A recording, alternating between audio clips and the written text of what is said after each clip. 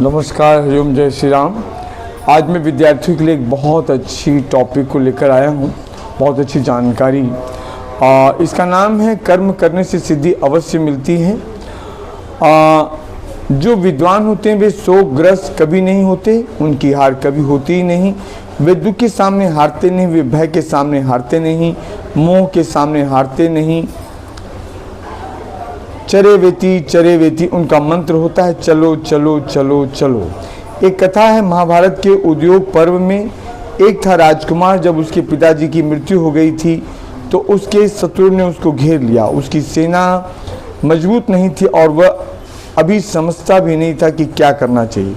युद्ध में से भाग आया और घर में आकर सो गया।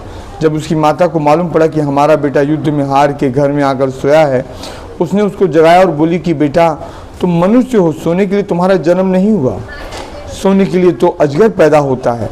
प्रमाद करना या असावधान रहना भी एक प्रकार से सोना ही है। उसने उपदेश दिया, उत्थात्वयम् जागृतव्यम् योक्तव्यम् भूति कर्मसु भविष्यति तयेव मनः कृत्वा सततम व्यथय। बेटा उठो, जागना चाहिए, उठना चाहिए और अच्छे कर्मों में लग जाना चाहिए। हमें सफलता मिलेगी यह आशा कभी नहीं छूटनी चाहिए। आज नहीं तो कल, कल नहीं तो परसों। आशा रखो, उत्साह रखो।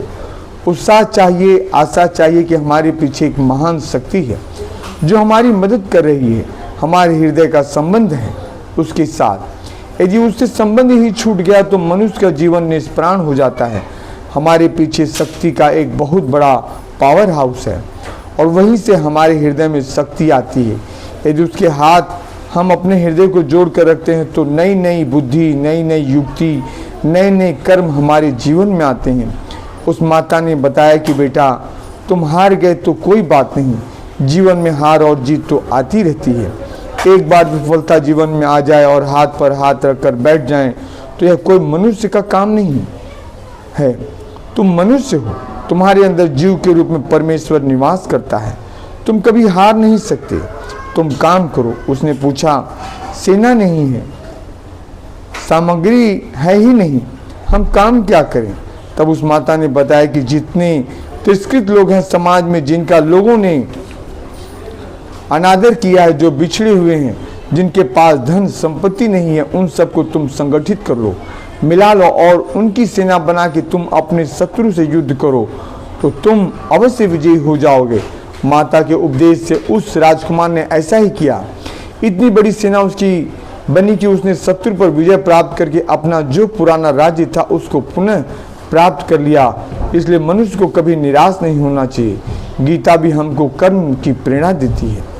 इसके आदि में भी कर्म की प्रेरणा है और अंत में तो अर्जुन ने भगवान से कहा है कि मैं आपकी आज्ञा का पालन करूंगा। कर्मणो ही संसिद्धि मासिथा जनकाद्य। अब तक जिस किसी को कोई भी सिद्धि मिली है, कोई भी सफलता मिली है, वह केवल कर्म करने से ही मिली है।